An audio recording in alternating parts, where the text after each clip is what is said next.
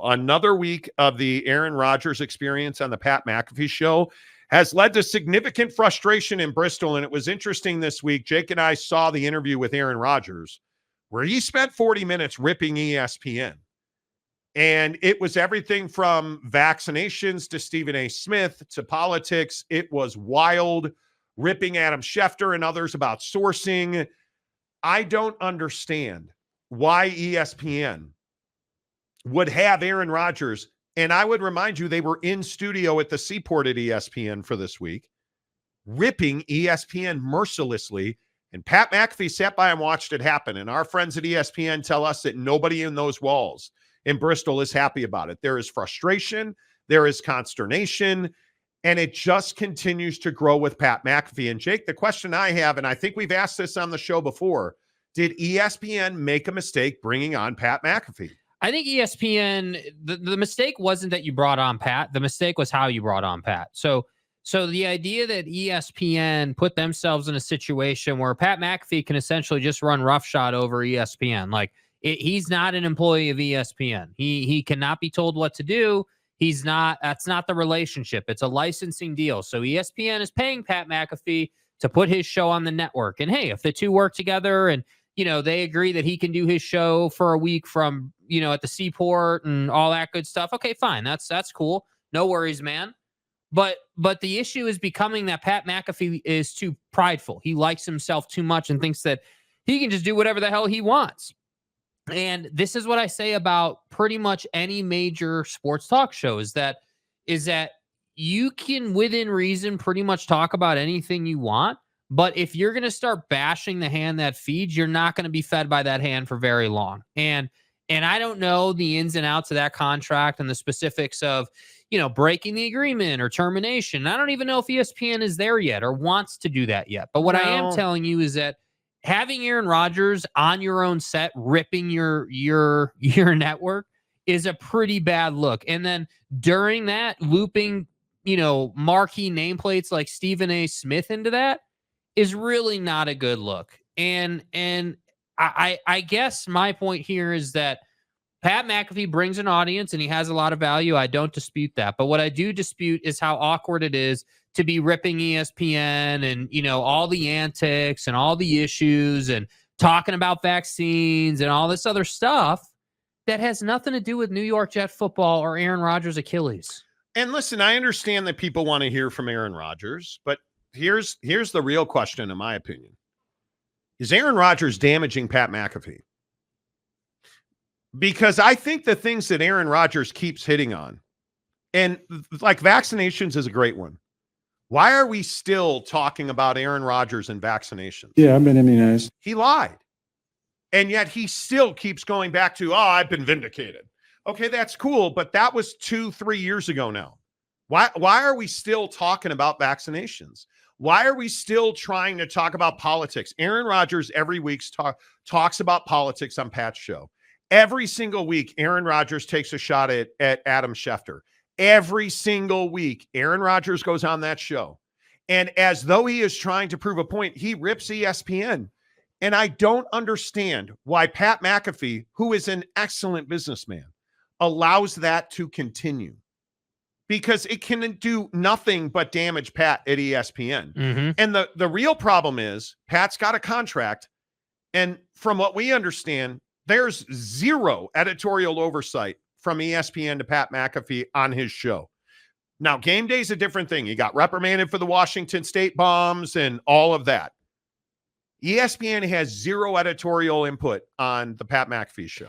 I think the trouble, too, is like it's the best of times and the worst of times. When Pat McAfee trolled Georgia fans on Game Day before that game and sang the Georgia song and then picked Alabama, like those are the viral clips that ESPN brought him on to create. Yes. But then at the same time, on your show during the week, you're allowing Aaron Rodgers to do all these things. And this isn't about. And not only that, you're paying Aaron Rodgers. Yeah.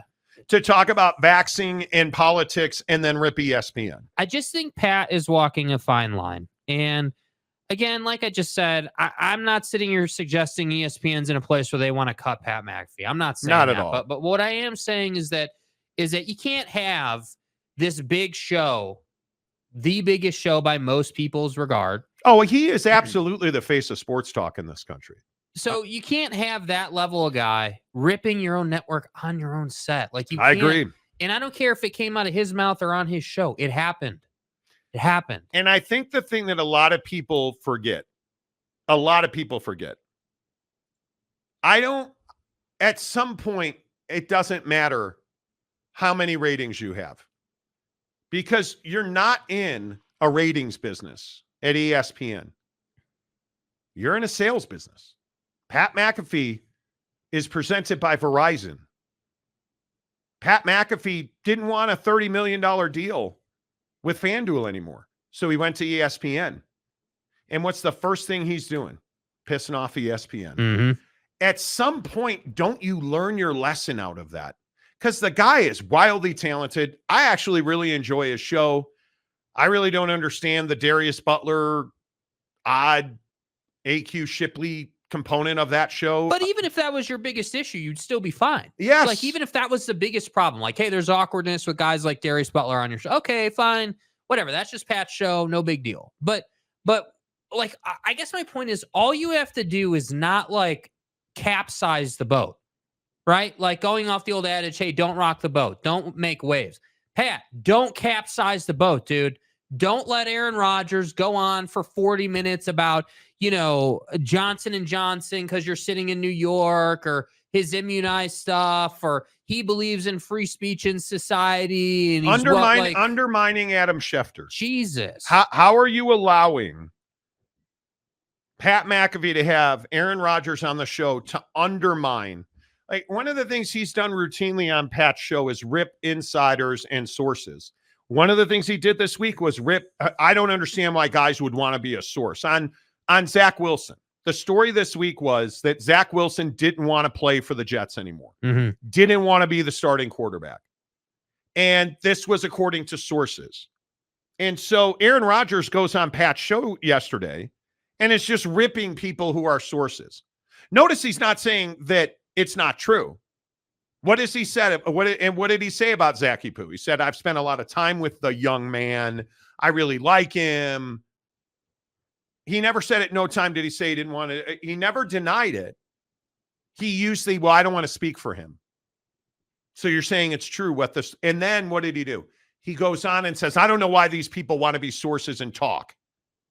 Oh, so they told the truth and you don't like that. Adam Schefter's job is to get people to talk to him so he can report the facts. Is he wrong sometimes? Yes.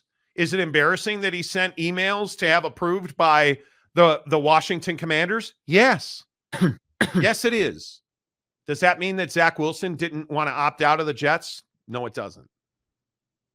And so now again, here we are where you're ripping people, Diana Rossini, for instance, over the summer, who said, hey, Pat wants, or Aaron Rodgers wants his guys. Notice his guys are on the New York Jets. Did Aaron go back on the Pat show and apologize for that? Nope. Did he go back on Pat's show and unrip Adam Schefter? No, all he does all the time is rip Adam Schefter and says he's wrong, but doesn't want to give an exact example of what he's wrong about. Like, you can't allow Aaron Rodgers to torch your paycheck and then think that's not going to become a problem. And then when you're on College Game Day and your ratings are going up, Pat McAfee's ratings on College Game Day, they're up. It's hard to argue that what they did is save money and get better ratings. That works every single day in TV. But then you're going to make the mistakes you've made with Washington State, and you don't think that's going to be a problem. And then knowing that you did all that and all the stuff on your show, and now people that work on Game Day are still pissed that David Pollock's not there and you are. And you're allowing Aaron Rodgers to come on and rip the network every week, and it's pissing people off behind the scenes because the editors and the ombudsman have no way to curtail what Pat McAfee's doing. You don't think that's going to cause a grind? And at some point, don't you think that you're going to become the squeaky wheel and they're going to do something to turn that off? And then what happens when you get whacked from ESPN and you try to find a new home? That's going to hurt your negotiating stance. Oh, well, you got let go from ESPN for this or for that. Like, we don't want that to happen. And again, don't get me wrong. I think it was the exact right thing for ESPN to do. I watch more ESPN now than I ever have because of Pat McAfee. And by the way, I think he's still in the positive with ESPN, even as much of a pain in the ass as he is. But at some point, he is either going to play nice in the sandbox or they're going to kick him out of the sandbox. Because the other thing you have to remember about Pat is everywhere he's been, even when he worked for himself, it just got to be too much. The Pat McAfee thing at Barstool, the Pat McAfee thing at FanDuel, the Pat McAfee thing, it always becomes too much. And at what point do you become a liability instead of an asset? And how long is that going to take? That's what I'm curious about. That's what I'm curious about. And it's unfortunate because I think, he could be, this is what I always say about Pat. You could be a juggernaut in the space. Like, not that you're not now, but it could be even to a further extent. If you would just dial it back just a little bit, like have Aaron on, but don't go down the road of like vaccines and all this uncomfortable stuff. Like, just talk football and the Achilles and find other ways. Like, just stay out of the negativity cycle and stay in the, hey, Aaron Rodgers said this and Aaron Rodgers said that. Like, that's all you have to do. Yeah. I just think it's interesting. Also, Boss Frog, you guys hear about the Jacksonville Jaguar employee who stole more than $22 million from the team between 2019 and 2023 using a corporate card? No, I did not hear about that. I did not hear about that. I will have to look at that. I'm interested. See, how did they not have a cart for Trevor Lawrence? Right? Like, I don't understand. You ever notice that the worst organizations are always the worst organizations? Do you know what I mean by that? Like the Washington Commanders. Terrible team on the field. Terrible personnel decisions. Oh, well, it turns out also that behind the scenes, their owner was a degenerate and it was pretty much a frat house where women were reportedly not safe. That to me that's a problem. That's a problem. And Trevor Lawrence came out and said it was his decision not to use a cart because he thought the walk was shorter than it was, that he, just wanted to get off the field and, Yeah. I don't know. Where are you seeing that story? Because I do not see that story on the Jags anywhere. I have not seen that story, Boss Frog. But does that really surprise anybody that no, an employee stole money from the Jaguars using a corporate card? That does not surprise me. Not at all. And I think, again, you look at the teams that win, the Philadelphia Eagles, the Kansas City Chiefs, the 49ers. They consistently make good personnel decisions. Do the Chicago Bears make good personnel decisions? They don't. So they don't win. Are there off-field problems with teams like the Commanders, the Bears, the Jaguars? There are, constantly. Dallas Cowboys, constantly. Let's see. Gumby fresh out. Cash is king. It is. Absolutely. Christopher Parker. Trevor Lawrence said he refused the card. He did. Do you guys believe he refused the card? Yeah, I don't know if I believe that. And if you guys didn't see the story, Trevor Lawrence has somehow survived this ankle injury. It's a high ankle sprain. And he gets stepped on and then falls backwards on his knee and ankle, on his right knee and ankle, and cannot stand up, cannot put weight on it. And he's doing the whole put your arms around your dudes and they're going to walk you back to the locker room. And people were immediately like, can you guys not afford a cart? What the hell is going on here? So it was so much a controversy. Trevor addressed it in his weekly media appearance. We talked about getting a cart, and I was going to get a cart, and then I'm standing there, and I'm already on the sideline at that point. The tunnel's right there. I just wanted to get off the field, get out of there. I didn't know what was going on with my ankle, and I felt like I could get off. And I was like, hey, you're good. Just don't bring it out. I'm going in. And then once I got in there, I'm like, this is a pretty long walk, But I was already there, and they asked again if I wanted a cart. I'm like, no, we're going to make it the whole way there. I didn't know there was cameras in the tunnel, So that's kind of – they're everywhere. Exactly. So but no, it's – of course we have carts, and we have everything we need, and I was the one that didn't choose to take one, so. I just don't know how you let him walk up the tunnel. with that. I just can't, that's amazing to me. And I love how they explain it away with, well, I didn't know there was cameras in the tunnel, dude. I mean, it's only an NFL game. There's cameras everywhere, dude. Me? Come on, guy. I had no idea. Former Jags employee, thank you, Mo. Boss Frog sent me the story. A former Jags employee is accused of stealing more than $22 million from the franchise from 19 to 23 by exploiting the organization's virtual credit card program. And he used that money to buy, among other things, vehicles, a condominium, a designer watch worth 95 gur. Some of that money was also allegedly used to purchase cryptocurrency and place bets with online gambling sites. Ugh. Rough. Amit Patel, who worked for the Jags for 5 years starting in 2018, is named in documents in U.S. District Court in Jacksonville. The Jags were not named in the federal filing, but the team confirmed it was the victim of Patel's alleged crimes. Dudes, and I know this is not anything that you guys don't already know. Right. Do you understand just how absolutely pervasive, widespread criminal gambling is in all levels of sport? Whether it is the NFL, where there is no doubt team employees are gambling, in my mind. My opinion is, and I know we've talked about this on the show before, but my opinion is there's so many that we don't even know, from players, executives, catering people, janitors, security guards. The people in the background, the people you would never think about. They're gambling. This whole thing today with Charlie Baker and the NCAA, am I the only one that one of the first things I thought of was, oh boy, I bet you a lot of this is so that gambling suspensions don't happen. What do you want to bet? No pun intended. I would feel very strongly in the positive that these new regulations in this super conference will say nothing at all about gambling. Mm-hmm. And I think college athletes gamble on a regular basis. I think we haven't even seen the tip of the iceberg. There hasn't been a Titanic hitting an iceberg, and I don't care if you're in Iowa or if you're the baseball coach at Alabama. We have not seen the beginning of gambling. Agreed.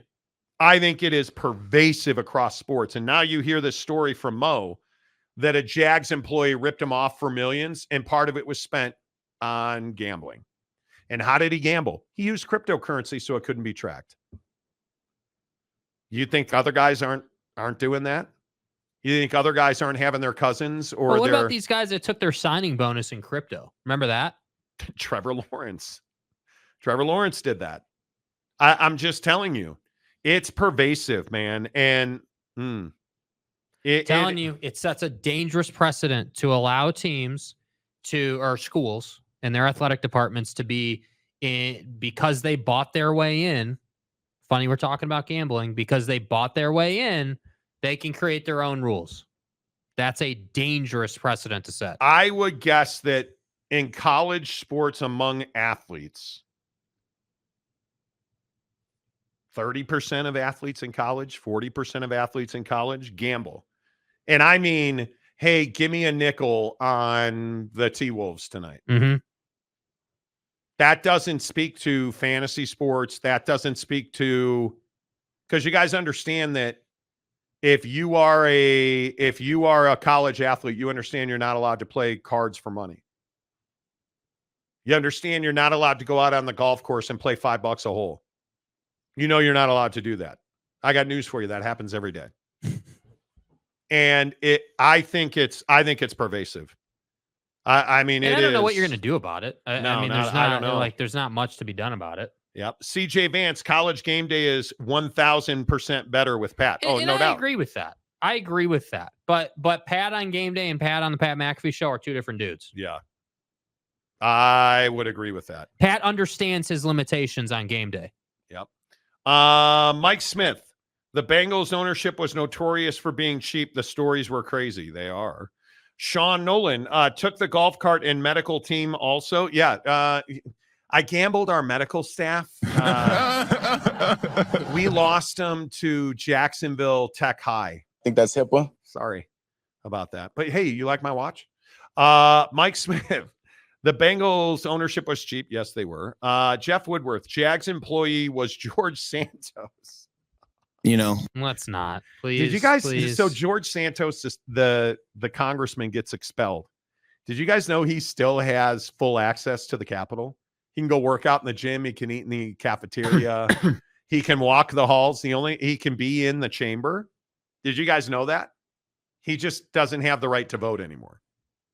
But he has full access. He can still be around. And how awkward is that shit, man? Very. Like, wait, we expelled you. Yeah, I know. You guys want to, you mind if I swap in and get a set done? Just get some bench in. Like, how awkward would that be? Amazing. Connor Stallion's cart repair. Exactly. That's right. Hey, where's Sign Stealer guy? Trevor Lawrence's cart's missing. Sign Stealer guy. It's broken down. It's got a flat tire, just like Trevor. Right? Like, come on. Boss Frog laughed at Woodworth. Gumby says, I used to gamble on a regular basis. It is, gambling's not for everybody. I mean, I think everybody thinks they're great at gambling, and not many people are. Vegas wouldn't be Vegas if everybody was good at gambling. Facts. Right? So. Facts. Go balance. Gambling for the team you may have control over is fine, in my opinion. Against it is entirely a different situation. I think when you are.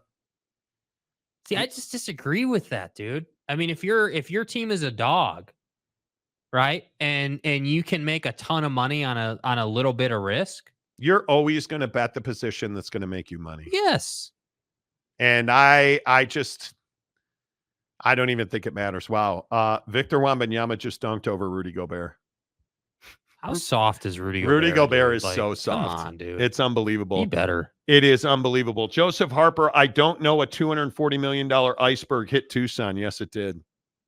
Do you guys think that was just an accounting mistake, or do you think there was impropriety?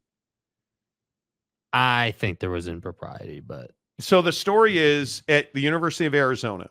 They've been tight financially because historically, and I think our Arizona fans would agree with this, outside of basketball, fans don't go to games. Mm-hmm. Football in particular has been running at a deficit for years. It got even worse during COVID. So because the lack of tickets and concessions, Arizona football had been using cash on hand to pay for athletics because football wasn't putting out. And then they made a mistake and found out that Sheila in accounting put the decimal in the wrong space after carrying the 2 to the second participle. And they are missing $240 million. That's out of the window. Bro. How? They're talking about cutting every sport that is not football, basketball, or involves a stick and ball. That's wild. I just, to me, the thing is I don't know how you make that kind of accounting error. It's such a big mistake. How does that even happen? I don't know. I have no idea. Yeah, I think it's interesting, dude. I think it's really interesting. I think gambling is pervasive. Mm-hmm. I mean, I'm not somebody, I love playing cards. I love playing cards. I know more than enough to know that, just like in golf, I'm great on the range, dude. I'm pretty good on the course, but if you tell me I will lose, I want to bet you $5 on this hole, I'm probably not going to play well.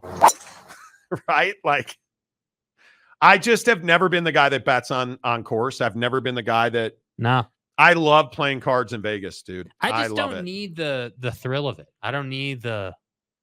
No, and now I just don't play because nobody else that I am around.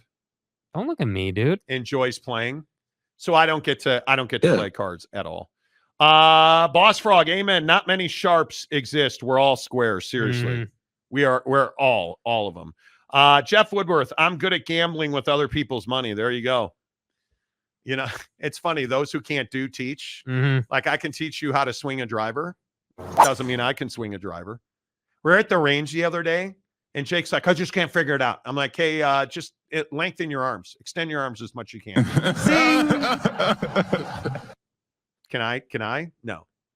Although the other day, I will say, I had a 328-yard drive, something like that. 178 miles an hour. One. Un. Never got close. Never got close again.